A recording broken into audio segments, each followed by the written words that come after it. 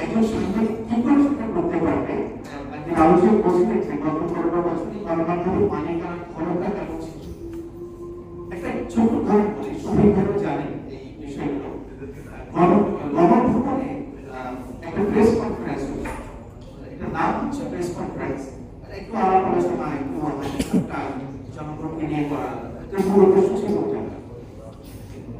আমাকে একজন রিপোর্টার একটা টেলিভিশন চ্যানেলে খুব আক্ষেপ করে বললেন যে ভাই, আমি তো মহা বিপদে আছি। বিপদটা কি? যেদিন এই সংবাদ সম্মেলন হয়, আমার অন্যতম দায়িত্ব থেকে সকাল থেকে গণভবনে একটা আসন দখল করে রাখা সামনে সামনে, যাতে করে আমার মালিক এসে ওখানে বসতে পারে। এটা হচ্ছে গণমাধ্যমের জন্য যে মালিক গিয়ে প্রধানমন্ত্রীর সামনে গিয়ে বসে থাকতে হাজিরা দিবেন এবং বলবেন যে আমি এসেছি, আপনার আনুগত্য আমি মানলাম। তো সেইভাবে এই বিষয়গুলো পরিচালিত হয়েছে। বাংলাদেশে এমন একটা টেলিভিশন চ্যানেল অপারেট করেছে এবং এখনো করছে, যেখানে আওয়ামী লীগের যে গুজব সেল সিআরআই বলে একটা প্রতিষ্ঠান ছিল, তারা স্ক্রিপ্টিং করে দিত। আমি জানি, আমার সঙ্গে শেয়ার করেছি, সেই স্ক্রিপ্ট আমার কাছেও আছে। এবং যে রিপোর্টার বলতো যে আমরা এটা করতে পারবো না, তাদের অনেকে সেই প্রতিষ্ঠান ছেড়ে দিতে বাধ্য হয়েছে। তাহলে সেই সব গণমাধ্যমের মালিকরাও তো এখনো টিকে আছে। 5ই আগস্টের পরে আমরা এত পরিবর্তনের কথা বলছি, এত জায়গায় এত কিছু কথা বলছি, কিন্তু গণমাধ্যমের যে সমস্যা বা যে সংকট, এটা নিয়ে কিন্তু আমাদের খুব একটা আলোচনা হচ্ছে না। কারণ আপনি ফ্যাসিবাদের মতাদর্শ যদি ফ্যাসিবাদের যে একটা মতাদর্শ, এটাকে আপনি যদি আরো বেশি শক্ত করতে চান, প্রচার করতে চান, কিন্তু গণমাধ্যমকে ব্যবহার করা হয়েছে। এবং আমরা তো দেখেছি যে এটা আপনারা অনেকেই জানেন, গণভবনে সাংবাদিকরা যেতেন ঈদের আগে, তারা একজন প্রেস সচিবের কাছ থেকে বা ডেপুটি প্রেস সেক্রেটারির কাছ থেকে খাম নিতেন, টাকার খাম নিয়ে সেটাতে তারা আবার সেলফি পোস্ট করতেন, যৌবন পাইতেন। এটা যদি সাংবাদিকদের নৈতিকতা হয়, স্ট্যান্ডার্ড হয়, তাহলে আপনি সেখান থেকে কি আশা করতে পারেন?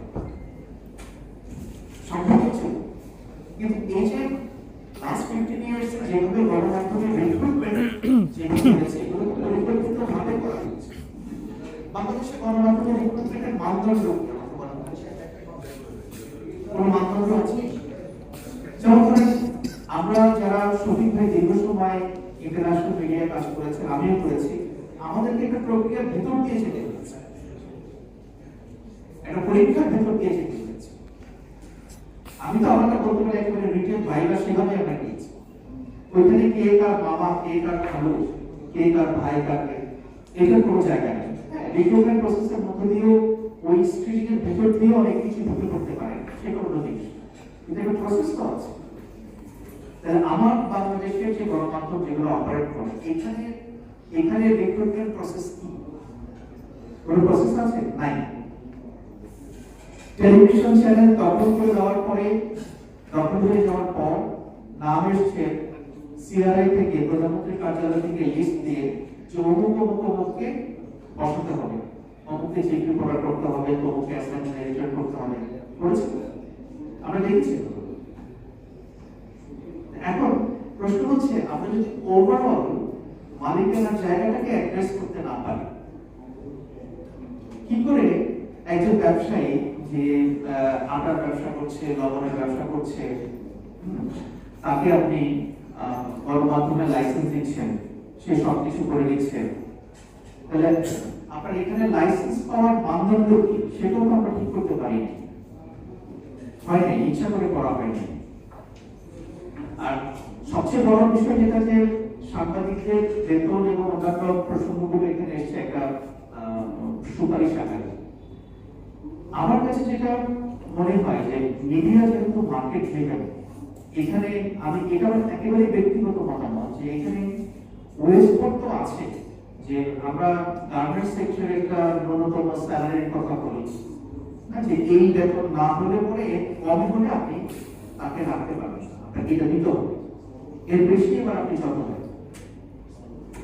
আপনি কয়টা পত্রিকা কয়টা টেলিভিশন চ্যানেল সেই ন্যূনতম যে মানদণ্ড যেগুলো ফলো করছে সেরকম তো কোনো কিছু নাই। ওই উপর জিনিসটাকে করা হয়েছে শুধু প্রিন্ট মিডিয়ার জন্য। টেলিভিশন মালিকরা বলেছিল তখন না, আমরা এটা কোনো ঢুকতে চাই না, সুতরাং তারা ঢুকবে না, তারা এখান থেকে ইমিউন। আপনি যিনি কিনোট পেপার দিয়েছেন একজন সাংবাদিক এখনকার বাজারে এখন তখন যখনই পারেন আপনি 15-20 হাজার টাকা স্যালারি দিয়ে সে কি সার্ভাইভ করতে পারে? আমি ঢাকার বাইরে যেহেতু অনেক ঘুরি, কিছুদিন আগে আমাকে কুড়িগ্রামের এক সাংবাদিক বললেন যে ভাইয়া 15,000 টাকা বেতন পাই, অফিস হামেশা তাকে বিভিন্ন অ্যাসাইনমেন্ট দেয় যেটা জন্য তাকে রংপুর যেতে হয়, তাকে নীলফামারী যেতে হয়, সে মোটরসাইকেলে করে যায়। বলে যে একটা অ্যাসাইনমেন্টে গেলে পরে দুপুরের খাবার, মোটরসাইকেলের বিল, এই সেই করে আমার 1-2 হাজার টাকা চলে যায়। কিন্তু অফিস আবার স্পেশাল স্টোরি আছে, তাহলে আপনি এটা কিভাবে প্রোভাইড করবেন? আপনি আমার কথা হচ্ছে বাংলাদেশের গণমাধ্যমের সংখ্যা তো অনেক সংখ্যা। আমরা যদি একটা মানদণ্ড ঠিক করতে পারি যে না স্ট্রিক্টলি আপনি একজন সাংবাদিককে এই বেতন দিতে পারলে পরে আপনি গণমাধ্যম অপারেট করতে পারবেন, নাইলে করতে পারবেন না। সাংবাদিকতার সকল এটা শুনতে খারাপ লাগে, এটা শুনতে খারাপ লাগে যে একটা ঠান্ডাবাজি একটা শব্দ প্রচলন হয়ে গেছে। ভাই আমি মনে করি প্রত্যেকটা মানুষের জীবন জীবিকার একটা তাগিদ আছে, তাই না? আমরা কিন্তু কোথাও ফ্রি কাজ করি না, আমার তো পরিবার চলতে হবে। আমি দেখছি ঢাকার বাইরের সাংবাদিকরা, ঢাকার অনেক তরুণ ছেলে মেয়েরা এত পরিশ্রম করে সারাদিন, এত পরিশ্রম করে, এত জায়গায় ঘুরে, এত জায়গায় যায়, কিন্তু দিন শেষে তারা যখন অফিসে ফিরে তাদের সেই রেসপেক্টটা থাকে না। বহু মিডিয়া হাউস যারা এখনো শুধু সংবাদ মাধ্যমের স্বাধীনতার কথা বলে, তারা নিজেদেরকে অনেক বড় কিছু হিসেবে প্রেজেন্ট করার চেষ্টা করতে হবে, সেখানে রিপোর্টারদের কোনো ভ্যালুই নেই নিউজরুমে। একজন রিপোর্টার সারাদিনে কতটা পরিশ্রম করলো, সে সপ্তাহে কয়টা স্টোরি প্রডিউস করতে পারে, যদি কোয়ালিটি মেনটেন করতে পারে, তার যে ওয়েলবিং এর ব্যাপার, এগুলো তো তারা কেয়ারই করে। আপনি সাংবাদিককে ইন হাউস কেয়ার করবেন না, কিন্তু আপনি বাইরে যদি বলেন আবার গণমাধ্যমের স্বাধীনতা দরকার, তখন সেটাকে অ্যাকাউন্টেবল করতে হবে, করা উচিত না? এবং এটা খুবই একটা ভয়াবহ প্রবণতা। আপনারা এখানে যারা আছেন তারাও হয়তো এটাই করবেন, শফিক ভাই অনেক ভালোই জানেন বিষয়গুলো, যে ইয়াং ব্রাইট ছেলে মেয়েরা যখন সাংবাদিকতায় আসে এরা থাকতে চায় 1 বছর, 1.5 বছর, 2 বছর, অনেকে আসে নিজের প্যাশন থেকে। যে ছেলেটা যে মেয়েটা প্যাশনের সাংবাদিকতায় আসছে, সে যদি ভাই 2 বছর একটু ভালো শ্রম দিত, সে কিন্তু বিশেষ পরীক্ষায় হয়ে যেতে পারত। সবাই তো আর বিশেষ কারণ হবে না, সে অন্যতম একটা প্রাইভেট সেক্টরে ভালো বেতনে সে জব করতে পারত। কিন্তু এই ছেলে মেয়েদেরকে আমরা ধরে রাখতে পারি,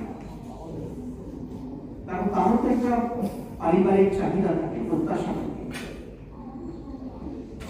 সুতরাং এই বিষয়গুলোকে আমাদের অ্যাড্রেস করতে হবে। এবং এই যে ধরেন আমাদের এত টেলিভিশন চ্যানেল, এত পত্রিকা, আমি জানি না সংখ্যা কত, অনেক সংখ্যা, হ্যাঁ, কিন্তু আপনার সেখানে এদের ক্রেডেনশিয়াল কি, তাদের অ্যাকাউন্টেবিলিটি কি? আপনি ওয়েস্টার্ন ওয়ার্ল্ডে ব্রিটেনের মতো জায়গায়, বিবিসির মতো প্রতিষ্ঠানে যে পরিমাণ অ্যাকাউন্টেবিলিটি থাকে, যেমন ধরেন আমি একটা ছোট উদাহরণ দিই, আমি এটা কাউকে ট্রেড করা বা কোনো কিছুর জন্য না বলি। আজকে একটা পত্রিকায় দেখলাম শফিক ভাই আমার সম্পত্তি কিছু হিসেব দিয়েছে ফেসবুকে, উনি ওপেনলি সেটা দিয়েছে, আমরা সবাই দেখেছি, অনেকে জানেন। কিন্তু একটা পত্রিকা একটা কার্ড ব্যবহার করে ওনার সে কথাটাকে এমন ভাবে ব্যবহার করলো, মনে হচ্ছে যে ওনার অ্যাকাউন্টে এমন কিছু টাকা ঢুকে গেছে ফিকটিশিয়াস। এখন যে পাঠক তিনি শফিক ভাইকে চেনেন না, প্রথম 17 কোটি মানুষ বা যারা মিডিয়া ইউজার যদি এর মধ্যে 25% অফ হয়, সবাই তো সবাইকে চেনে না, তখন তার মধ্যে কি ইমপ্রেশনটা তৈরি করবে? কিন্তু আপনি দেখেন সবগুলো ইন্টারন্যাশনাল প্রতিষ্ঠানে একটা বিষয় আছে যে, বিশেষ করে আমি বিবিসিতে দেখেছি, আপনি যখন কোনো রিপোর্ট করবেন, যে রিপোর্টের সঙ্গে করাপশন কিংবা ধরেন কোনো ব্যক্তির ইস্যু জড়িত, বিটিসিতে একটা লিগ্যাল টিম আছে যে আমরা লাইবল হয় কিনা এটা আপনাকে চেক করে নিতে হবে যে এই হচ্ছে আমার স্টোরি, এটা আমি করতে চাই এবং এর নাম আসবে। লিগ্যাল টিম যদি সেটাকে অ্যাপ্রুভ করে তারপর আপনি স্টোরি করবেন। মনে হলো টেবিলে বসে একটা কোর্ট কার্ড ছেড়ে দিলাম, এই সাংবাদিকতা থেকে কি আমাদের বেড়ে আসা উচিত না? এবং সবচেয়ে বড় কথা হচ্ছে ইন্টেনশনটা কি। আমি সবসময় বলি যে সাংবাদিকতায় ভুল হতে পারে। আমি যখন একটা তো নিউজ প্রডিউস করছি, একটা পত্রিকা যদি প্রতিদিন 50টা নিউজ প্রডিউস করে, একটা টিভি যদি প্রতিদিন 20টা রিপোর্ট করে, 5টা টক শো করে, ভুল হতে পারে। কিন্তু ভুল হওয়া আর অসৎ উদ্দেশ্যে করা এবং পরবর্তীতে সরি বলা দুটো কিন্তু এক জিনিস না।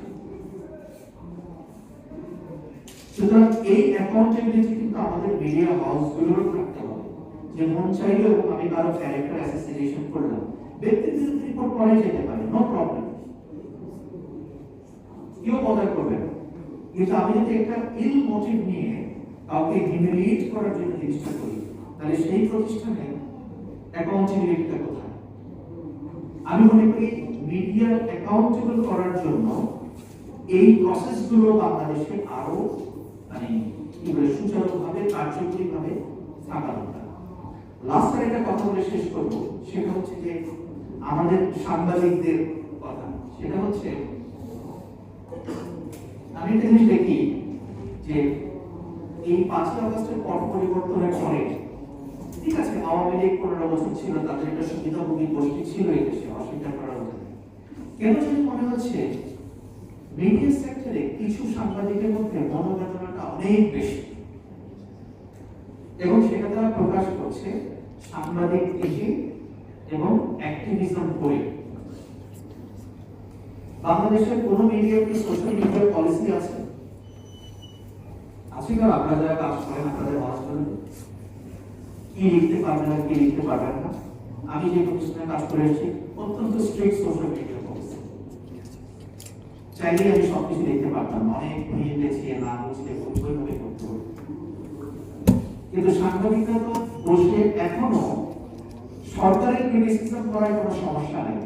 আমি চাই সরকারের ক্রিটিসিজম হোক।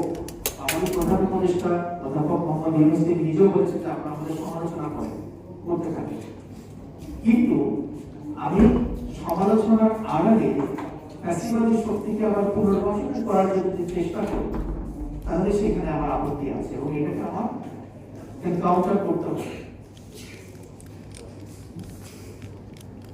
কেন সাংবাদিকরা তার পজিশনে থেকে ওপেনলি আপনার সামাজিক যোগাযোগ মাধ্যমে তার সে মতাদর্শ প্রকাশ করবে? আপনারা যদি মতাদর্শ প্রকাশ করতে পারেন জার্নালিজম, সাংবাদিকতা ছেড়ে দেন, এসে তারপর আপনার কাজই করেন। যেমন আমার মনে হয়েছে আমি সাংবাদিকতা ছেড়ে দিলাম, ছেড়ে দিচ্ছি। শফিক ভাই মনে হয়েছে শফিক ভাই সাংবাদিকতা ছেড়ে দেবেন, আবার ছেড়ে দিচ্ছি, আপনিও ছেড়ে দেন, আসলে অ্যাক্টিভিজম করেন, সমস্যা নেই।